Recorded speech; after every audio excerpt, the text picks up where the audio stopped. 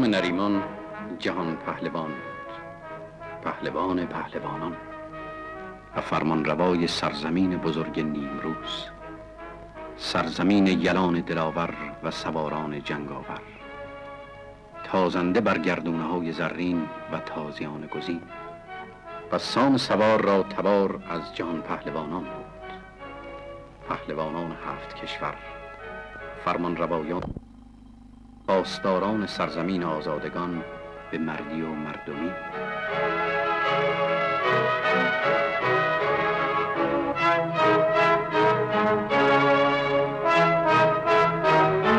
چهل سال بر سام نریمان گذشت و فرزندی نیاورد. جهان پهلوان شب و روز اندوهگین و پریشان در اندیشه بود که مبادا سترون باشم تا با مرگ من آتش پاک دودمان جهان پهلوانان سرد و خاموش شود و پس از من نه هیچ نام و نشانی از خاندانم بر جای ماند و نه دیگر جهان پهلوانی از ایران زمین برخیزد. ستاره بینان توران زمین همه جا پراکندند که اختر بخت سام را تاریک دیدند و فرو میرنده. تورانیان دشمن از این داستان شادی ها کردند. ایرانیان بر بخت سام سخت بیمناک شدند، دست به نیایش بردند و نیازها کردند تا آفریدگار سام نریمان را فرزندی ببخشد. جهان پهلوان از اندوه دوستان رنج بسیار می برد. در نگاه یاران سخنی بود که بر لب نمی آوردند تا روزی موبد پیر به زبان آمد: جهان پهلوانا، همسری بگزین برومند تا پسری بیاورد.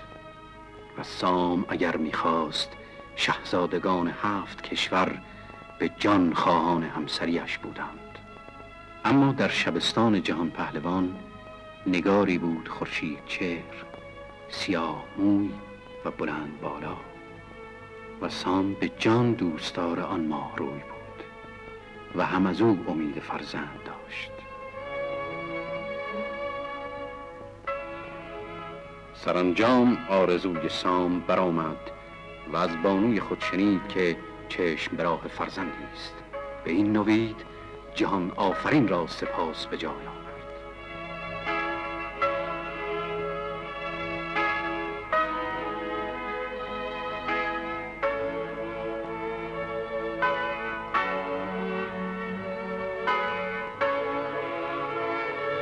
ماهی از باروری بانوی سام نگذشته بود که 6 ماهه آبستن می نمود. جهان پهلوان در انتظار زادن فرزند بیتاب بود و نگران. زمان بر او آهسته وار می گذشت و دیر انجام. هر روز ماهی می نمود و هر ماه سال.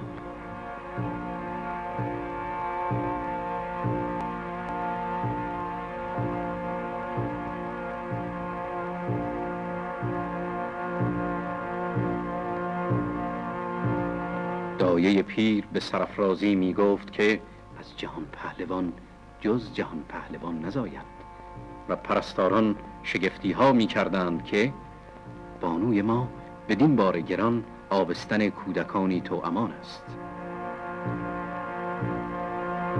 در تن مادر اما یک دل در تپش بود و یک تن در جنبش.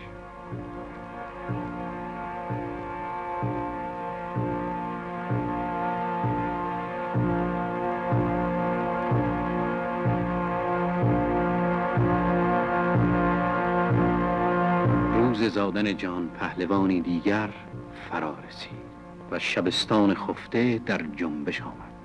بامدادان فریاد نوزاد در تالار پیچید.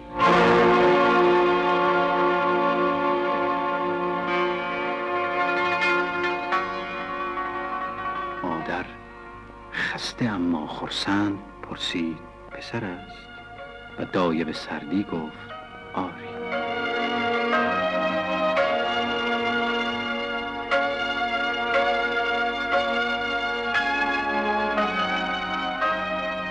مادر به درد نالید و به تلخی گریست. 7 زن پرستار از شگفتی خیره بر جای مانده بودند. دایه پیر به نجوا گفت درها را ببندید. به چهره خورشید تابنده است، ولیکن چون پیران سپید موست، سپید موی سیاه چشم. شگفتا، من چون این ندیدم و نشنیدم. چه تنی نقره خام است، چه برز و بازویی تنی است. دایه گفت هیچ کس از این داستان با کس سخن نگوید تا چاره کار کنیم.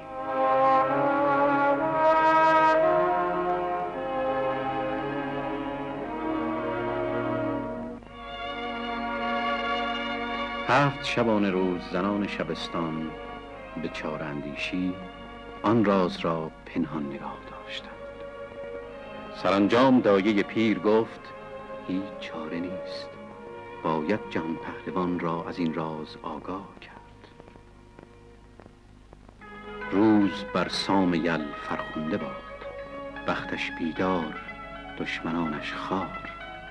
جهان پهلوان شاد به آرزویت رسیدی، بانوی ماه رویت پسری زاده است. پهلوان بچه شیردل که با همه خردی نشانها از دیری پرد. زیباست و برومند، بر او یک اندام زشت نیست. چهرهش بهشتی است و موهایش چون نقره خام، و این تنها عیب آهوی اوست. سام برآشفت چه میگویی؟ سپید مو؟ شگفتا. دایه سر فرود آورد که هرچه هست بخشش آفریدگار است. پهلوان اندیشه کن، خوب اندیشه.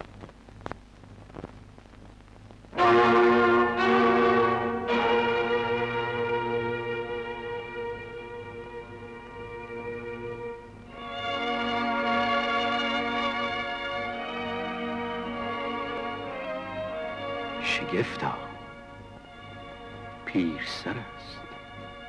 شاید گناه کردم، گناهی بزرگ.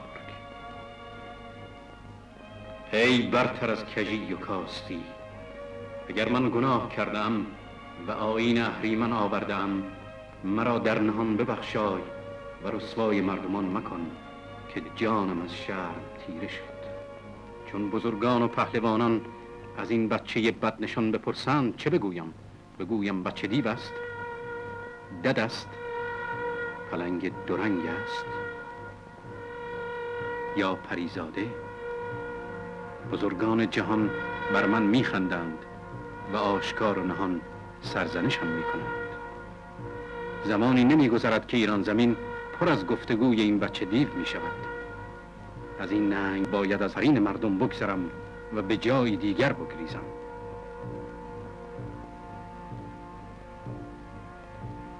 زود این بچه دیو را بردارید و از این بوم و بر دور بگذارید تا چشم هیچ کس بر او نیفتد.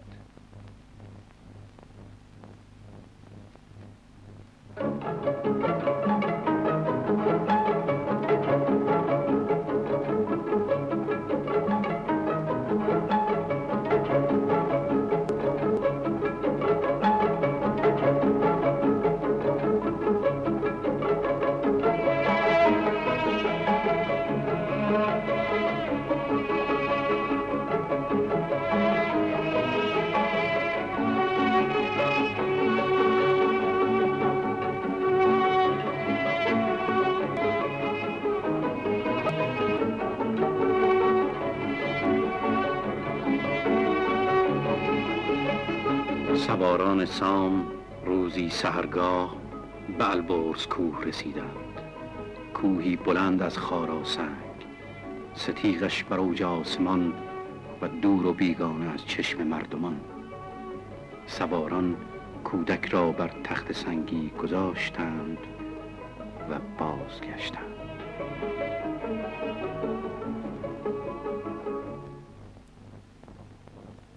زمانی دراز گذشت. آن پهلوان زاده بیگناه شب و روز گرسنه و بی پناه در آفتاب و باد و باران گریان بود.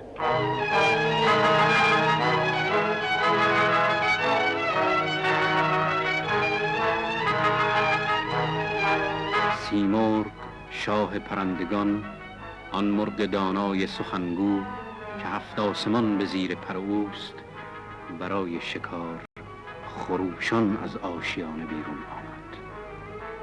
بر بالای البرز کوه کودکی شیرخواره دید، برهنه و بی پناه. گهواره‌اش خارا، دایه‌اش خاک، زمین از گرمای آفتاب دریای جوشنده بود. سیمرغ از ابر فرود آمد و چون به شکار چنگ پیش برد، خداوند چنان مهری به آن مرغ دانا داد که اندیشه شکار از یاد برد.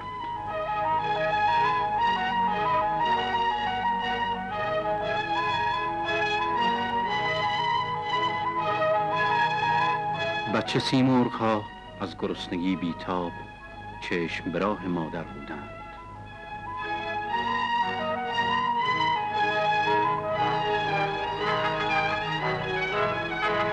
این شکار نیست، آدمی زاده است بیگناه که رنگ سپید از سیاه نمی شناسد. خیشان این کودک شیرخوار مهر و پیوند از او بریدند و بخاری در کوهش افکندند. نه مادری نه داواری. بچه سیمرغ ها از مهر بر آن کودک خوب چهر خیره ماندند و گرم نوازش و بازی گرسنگی از یاد بردند. زمانی نگذشت که سیمرغ با خوردنی های فراوان باز آمد و این پاداش مهر سیمرغ بود. سیمرغ کودک را دستان زند نامید و سیمرغ بچه ها دستانش نامیدند.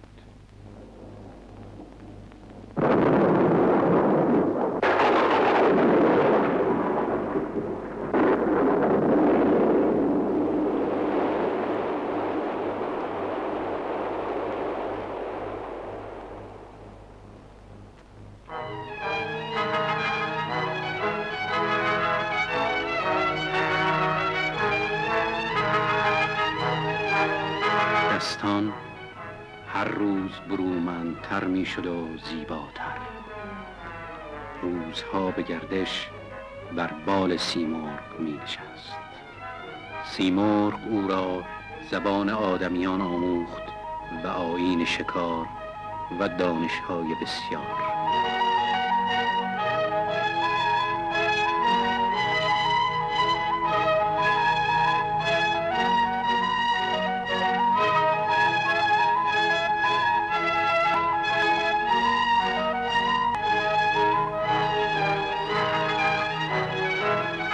زمانی دراز گذشت و آن کودک خرد پرمایه گشت.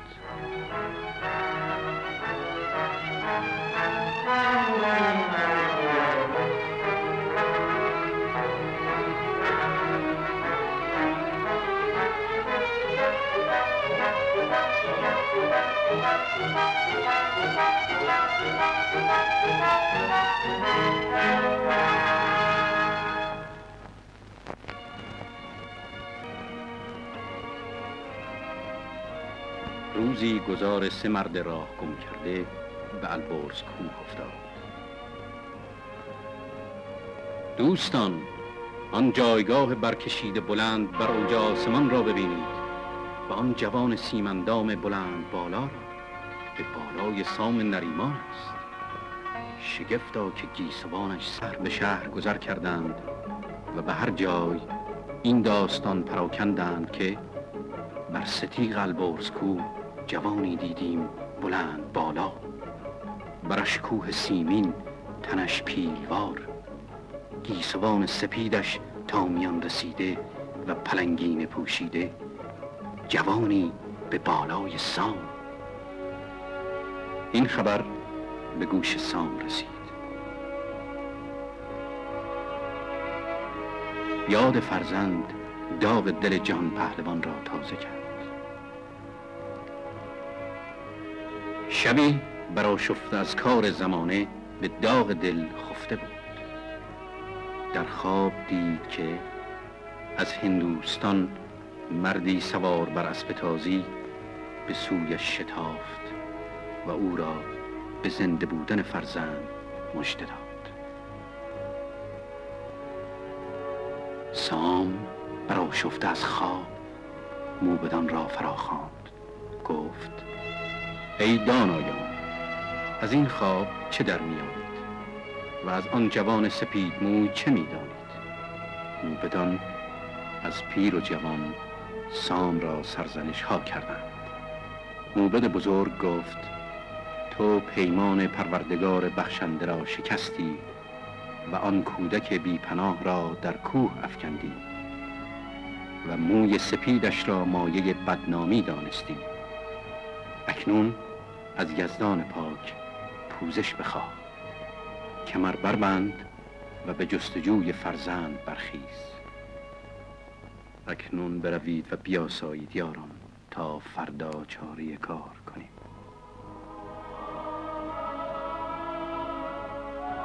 شب چون تیرگی بر جهان فرو نشست، سر سام از خواب گران شد. در خواب چنان دید که از پشت کوه هند درفشی بلند برافراشتند و جوانی خوب روی پیشا پیش سپاهی گران پدیدار شد.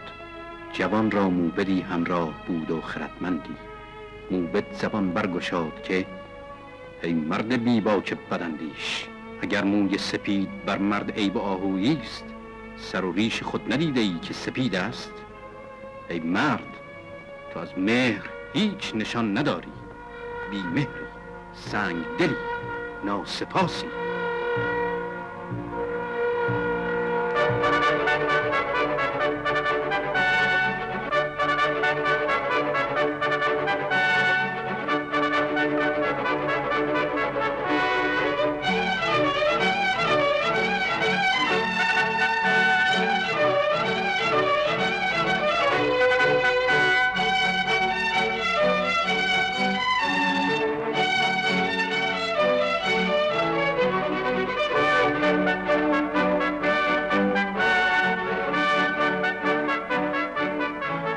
سام و سواران بامدادان به البرز کوه رسیدند. جهان پهلوان کوهی دید سر به ثریا کشیده، بر ستیغ کوه آشیانه‌ای برافراشته و جوانی بلند بالا و سپید موی بر آن جایگاه ایستاده. به دیدار فرزند خواست از کوه بالا رود، لیکن جنبنده ای را سیمرغ بدان جایگاه راه نبود.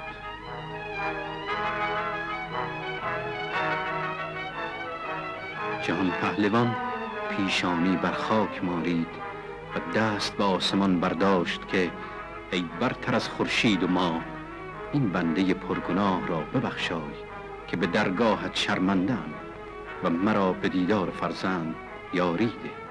سیمرغ از فراز کوه نگاه کرد و به دیدن سام و همراهان گفت: ای دستان، سام یل پهلوان جهان در جستجوی تو به این کوه آمده است که فرزند اویی و مایه آبروی پدر. رواست که تو را بردارم و اگر نیک بنگری در آنجا بر زمین تاج و تخت شاهی و آفرین مردمان بهره توست.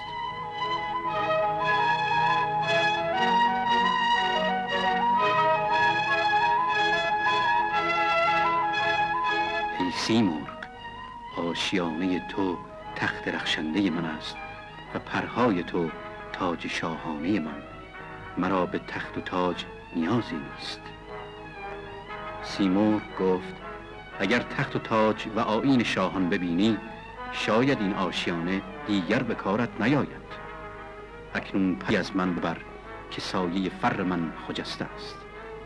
اگر بر تو سخت گرفتند و با تو به سردی سخن گفتند، پر مرا بر آتش بیفکن.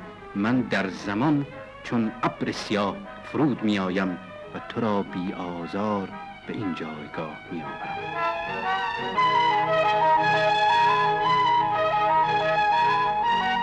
جهان پهلوان به دیدن فرزند فریادی کشید و از شوق گریست.